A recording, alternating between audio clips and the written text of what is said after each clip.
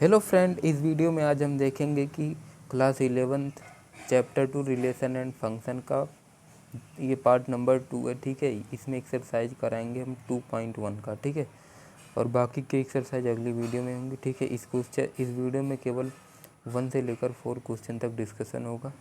आगे के क्वेश्चन अगली वीडियो में मिलेंगे। ठीक है, तो यहाँ पर क्वेश्चन गिवन है x/3 + 1 y - 2/3 is equal to 5/3 1/3। Find the value x and y। ठीक है, तो सबसे पहले हमें करना क्या है कि x/3 + 1 इज इक्वल टू 5/3 कर लेना है, और एक तरफ क्या कर लेना है कि y - 2/3 इज इक्वल टू होगा 1/3 के। ठीक है, अब दोनों को सॉल्व कर लेते हैं। कुछ है नहीं यहाँ पर बेसिकली।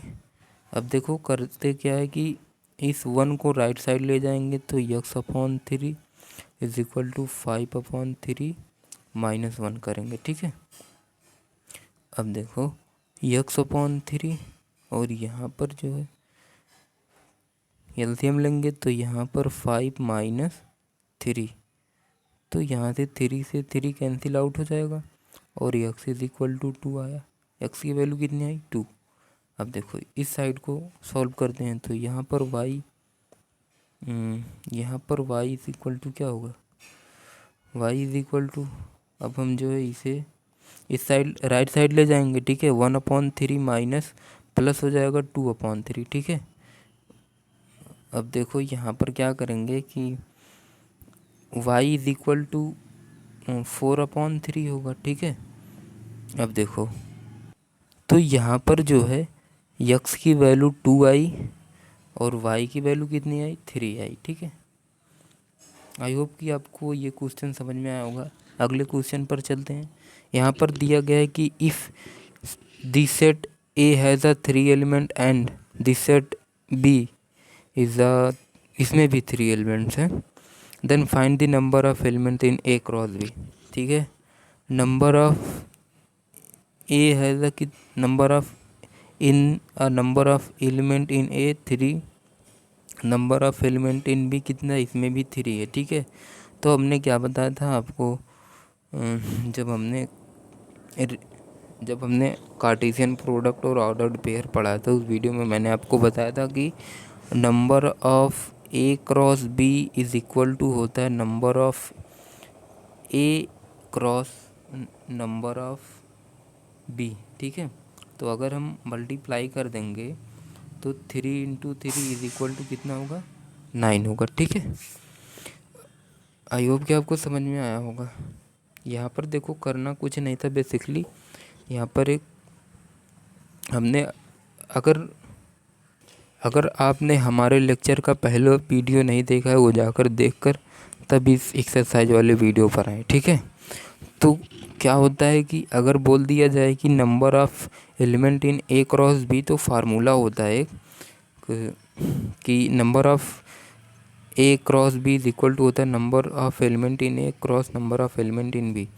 तो यहाँ पर क्वेश्चन में दिया है कि ए में 3 एलिमेंट है और बी में भी 3 एलिमेंट है। जब दोनों का मल्टीप्लाई करेंगे तो अपने पास number of in A cross B elements इन 9 आएंगे। ठीक है, यहाँ पे 9 आया। ठीक है, आई होप कि ये क्वेश्चन भी आपको समझ में आया होगा।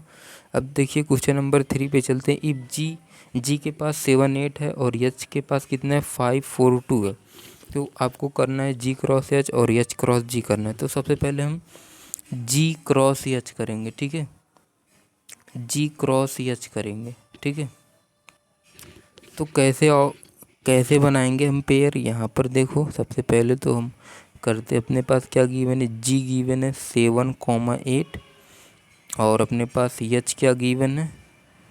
एच गिवन है 5 4 2 गिवन है। ठीक है, तो यहाँ पर अब 7 का पेयर 5 से बनेगा, 4 से बनेगा, 2 से बनेगा, और 8 का पेयर 5 से 4 से 2 से बनेगा। ठीक है, तो सबसे पहले हम जी क्रॉस एच करते हैं। जी क्रॉस एच करने के लिए 7, 5 एक ब्रैकेट में और दूसरे में क्या होगा? 7, 7,4 एक ब्रैकेट में और क्या होगा 7,2 होगा। ठीक है, यहाँ पे ये है।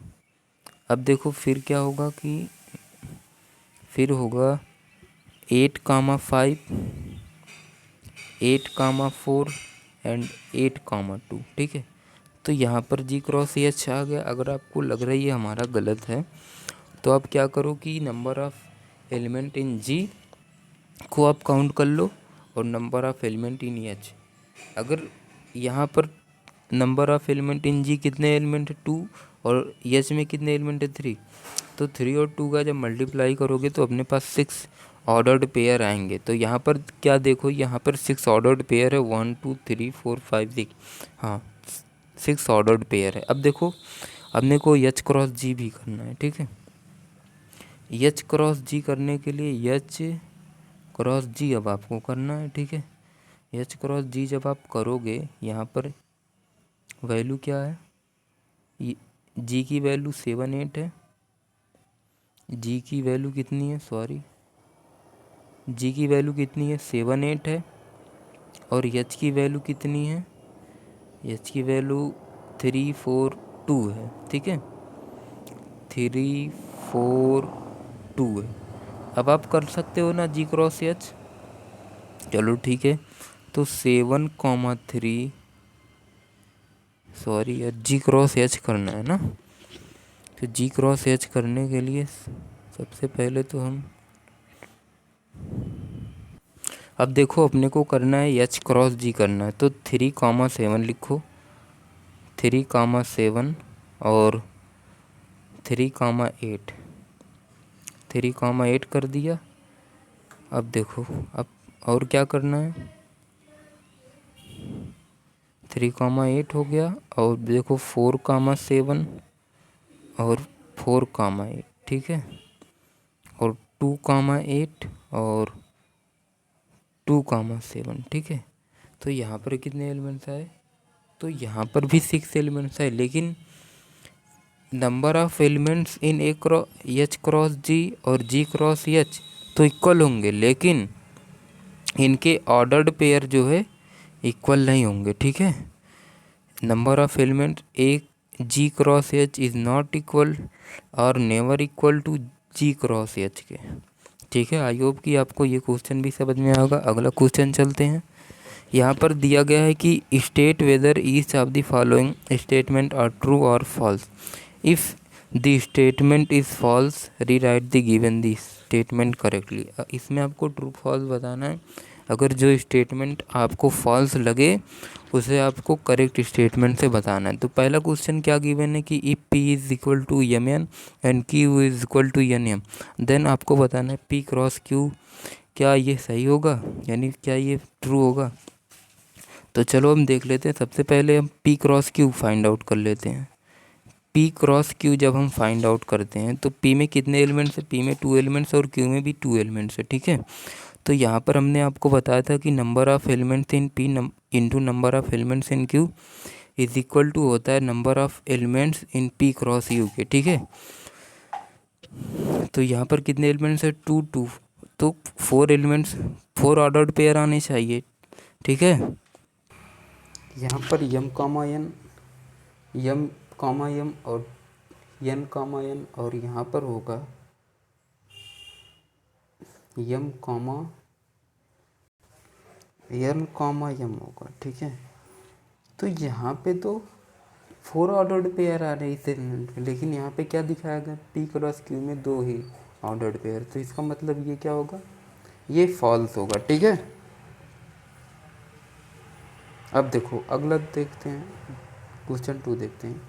If A and B are non empty set then A cross B is non empty set of ordered pair X Y such that X belong to पहला एलिमेंट और वाई बिलोंग टू दूसरा। तो यहाँ पर देखो बोला है ए और बी सेट दिए गए हैं जो नॉन एम्प्टी सेट है। नॉन एम्प्टी सेट का मतलब इसकी कोई ना कोई वैल्यू ज़रूर होगा। ठीक है, तो जो A cross B non empty set अपने पास ऑर्डर्ड पेयर में एक्स कामा वाई बनेगा। यहाँ पर बोला X comma x belongs to पहला एलिमेंट, y बिलोंग टू दूसरा एलिमेंट, ये तो सही है। तो ये अपना ट्रू होगा। अब ट्रू कैसे होगा, अब यहाँ पर देखो, जैसे हमने ए में, दूसरा क्वेश्चन है, जैसे हमने ए में क्या ले लिया, ए में कोई एलिमेंट है, हमने ले लिया ए कामा बी, और अपने पास बी कोई एलिमेंट्स है, उसमें 1,2 ले लिया, ठीक है। अगर मैं इनका ए क्रॉस बी करूँगा तो अपने पास कौन, ए यहाँ पर ये आया, और यहाँ पर A2 आया, और यहाँ पर B1 और B2 आया, ठीक है। यहाँ पर B2 आया, तो ये जो अपने पास ऑर्डर्ड पेयर आ रहे हैं वो x कामा वाई में आ रहे हैं ना, तो इसका मतलब ये ट्रू होगा, ठीक है।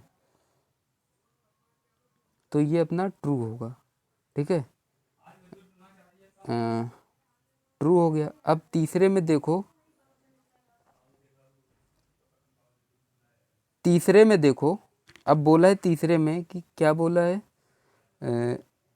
If A is equal to 1,2, अपने पास ए क्या गिवन है, ए गिवन है कि 1,2, ठीक है, और बी क्या गिवन है, बी में गिवन है 3,4, 3, बी में क्या गिवन है 3,4 गिवन है, ठीक है।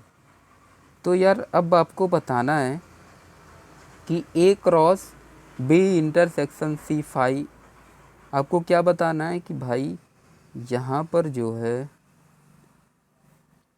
यहाँ पर जो है A cross B intersection C, जो B intersection phi is equal to phi के होगा। तो यहाँ पर देखो अपने पास क्या गिवन है कि और कुछ गिवन है, और एक अपने पास फाई गिवन है, ठीक है, फाई भी मान लिया, फाई गिवन है, फाई में यानी नल सेट, इसमें कोई भी सेट। अब बी इंटरसेक्शन फाई में हम देखेंगे, यानी इन दोनों में देखेंगे तो क्या कॉमन मिल रहा है। इंटरसेक्शन का मतलब कॉमन होता है, तो कौन सी चीज़ कॉमन मिल रही है, नल सेट यानी जीरो कॉमन मिल रहा है ना। तो यहाँ पर जो है ए क्रॉस बी यानी अपने को फाई मिला, ठीक है। अब जब हम ए क्रॉस फाई करेंगे तो अपने को फाई के बराबर मिलेगा, तो hence prove it, A cross phi is equal to phi होगा। तो यार अगर वीडियो काम की लगी तो प्लीज़ यार वीडियो को लाइक करना, चैनल पे नए आए हो तो प्लीज़ यार चैनल को सब्सक्राइब करके ही जाना, ठीक है, और ढेर सारा सपोर्ट करो यार, ठीक है। Thank you for watching this video.